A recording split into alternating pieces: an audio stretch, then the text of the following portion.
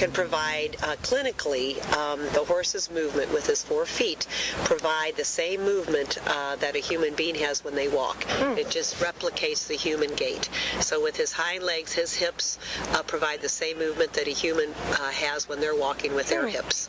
So beneficially, physically, it's very beneficial to the human with physical disabilities, as well as beneficial for those people that have some emotional or cognitive function, because the horse can provide then the psychological impact and also the self-esteem, the growth in self-esteem, and then the calming effect as well, because the horse, because of its nice rhythmical movement, can provide a calming effect over the sensory system of the human being. So they kind of work in tune with each other. So there's many of our sensory systems are entwined with each other. This software is motion analysis software. We have 8 cameras out in the lab.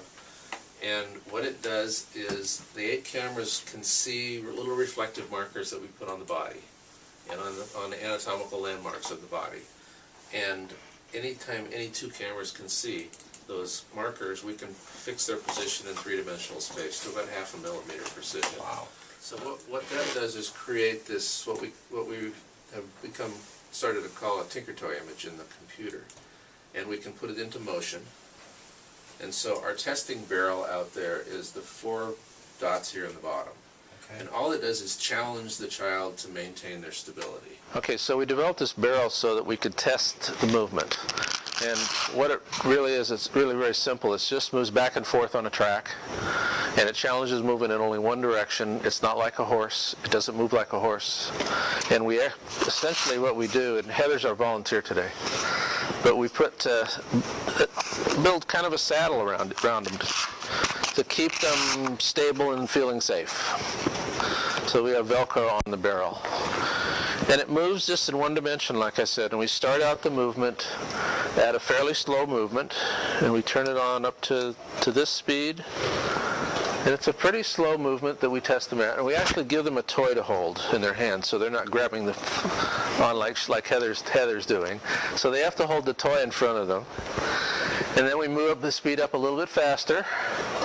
We actually test them at 4 different speeds. All of the analysis that we did was at a fairly good clip.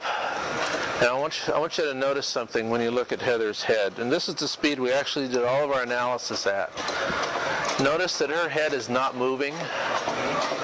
Well, most people with a healthy nervous system can sit on this barrel at this speed and control their body, because they've trained themselves their entire life to be able to respond to this to rhythmical movement, because we move ourselves rhythmically with our own legs.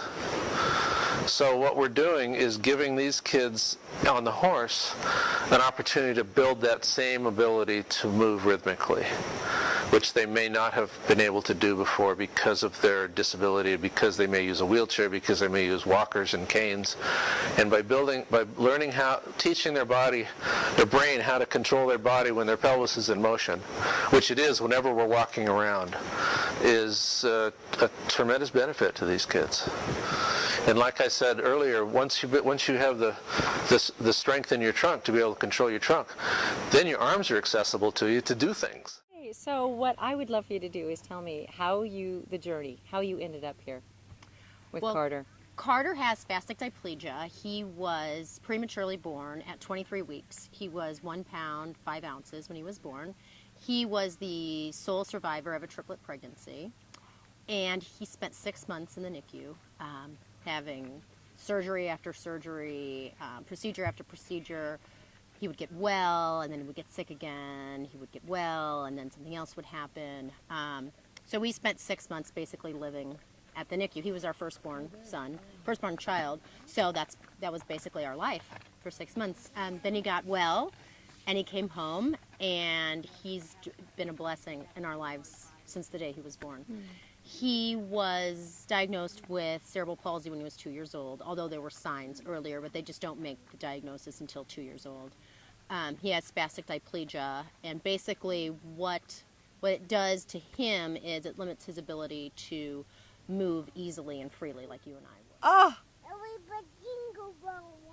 Santa Claus. Jingle Bell rocks. Yeah, Santa bud. Claus came to my house.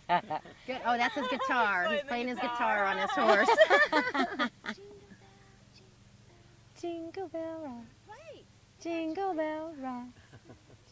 So over the last 36 years, we have had so many people, hundreds and hundreds of people that have seen the benefits of therapeutic horsemanship and have donated their time or have donated money in order to help us survive here. So, but I guess it's all not for profits. Now we are struggling, and many are. So that would be my vision: is to have a debt-free facility and to have an endowment fund so we can give the amount of scholarships that we would like.